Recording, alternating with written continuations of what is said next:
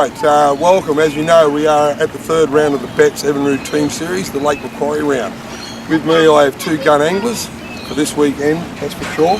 Benny Turbot and Ron Hardiman from Windsor Bait and Tackle, one or two? Number two this time. Number two. Yep. Windsor Bait and Tackle put two teams in.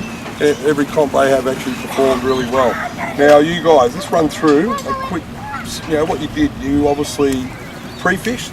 Pre-fished on Thursday. Plenty of pre-fishing. I've been up 4 or 5 times for a pre-fish. Yep. Ben came up Thursday, we concreted our plans. We stuck to our plans. One starts on the blade, one starts on the plastic. The banana, of course, banana perfectly 2-inch prawn. Then we find out whether they want the blade or whether they want the plastic. Then we decide which way we're going to go from there. Right, that's what I said before in other interviews with Graham and that. It's a good thing about teams events that you can sort of, Steve's doing the same thing. You do this, I do that, let's find out what works. If that works, you can change over and stick to that to try and get your bag quick, or you can just keep mixing up all day trying to take advantage of the fish that sort of are looking at what you want but may want something else. So you've obviously headed down south straight away. Yep, headed down south for probably about an hour, and then basically felt a little bit stale and thought we'd stick to our plan, because if you stick to your plan, that's probably the most important thing over a 7-hour period. And we gunned it straight to the top of the lake and started working a few boat holes that we decided we'd want to hit, and fairly successful there as well. So. Right, now that's, as I said before, a lot of guys don't really fish boat holes in Lake Macquarie. It's probably not known for that. There's a lot of good structure, and that's the trouble. There's so much structure here for these fish to live around. But I mean, you guys, now when you done the boat holes, did you just target the hole of the boat, or did you sort of follow the chain and work that anchor block out there? One on the keel, one on the chain anchor rope. Yeah, well, that's what a lot of people I find sort of don't take advantage of. No. Every boat, all these hundreds of boats, they're all got a big anchor block. Exactly right. The fish, if they're not up under the boat, and the one they're going to be hanging around that unnatural structure down there. And I mean, a lot of guys don't pick up on that. But you we'll try and get them from the back of the boat too, so that we're pulling them away from the anchor chain and not to the anchor chain. You send a lot more back to the boat that way. Alright, so when you're working these boats, did you stay with the blade or you work the plastic? No, stick to the plastic on the boat. Okay, well that's what most guys do. I mean, you can fish blades on boats, but with the plastic, a lightweight. Oh yeah, about 16, 12. Yeah, 112. Heavier than usual, heavier than probably 3 weeks ago, because the water temperature's changed. The fish have got more winter patterning over the last few weeks. Okay, so in that few weeks, you have noticed that the water has cooled down? Yeah, I've gone from 132 to 112. Alright, yep. Okay, so they picked it up on that slowish drop. What bait? A banana prawn or a shrimp? So that's a banana and pepper prawn. Right, so that is a big bait, so you're going to get a fairly slowish type sink, even though it is a 1/16th head. Right, now when they take, was it aggressive?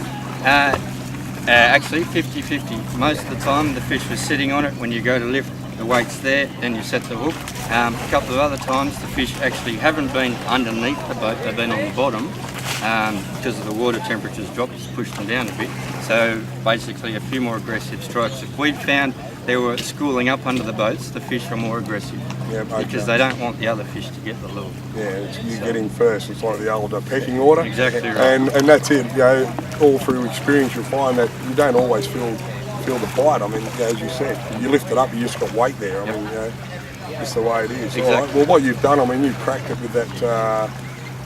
The bag, what did it go again? 3.89. That's a good bag. I mean, it's getting up near the 4 kilos, and it's put you in good points for the grand final. And obviously, I'd say you'd be chewing at the bit to make that grand final. Your local boys in Sydney Harbour, and I don't think anybody probably knows Sydney Harbour better than you two guys. Oh, we love it. Yeah, exactly right. We're pretty keen for that, but we're also keen for the 4th round down at Sussex. So it's a totally new waterway. We haven't tried it, but that's fishing, and you got to explore these new places. Well, that's the good thing about doing these comps. You go to so many different waterways that you would normally not go to just for social because of the cost of it. But we're moving into that winter period, so I'd say it's going to be a deepish vibe bite down there. And the good thing about that, we found a lot of guys haven't been there, so really no one's going to have the advantage on our last round. Yep. It opens the field up a lot. Yep. So it'll be more of a visual knowledge to work it out. User experience to find the fish. Yeah, well that's it. I mean, obviously you guys are good fishermen. We all know that, and that's why you've succeeded on this waterway. I don't think you'll have any problems down there. I hope not. Yeah, we put a lot of time in over the years, and it's just nice to for things to go well. Yeah. No, as I said, Exactly right. Ben's from Windsor Bait and Tackle. He's always been a good sponsor, and any of you guys need, he's got an awesome range out there. He's built the shop up. It's got everything you'd ever want. It's out at Windsor.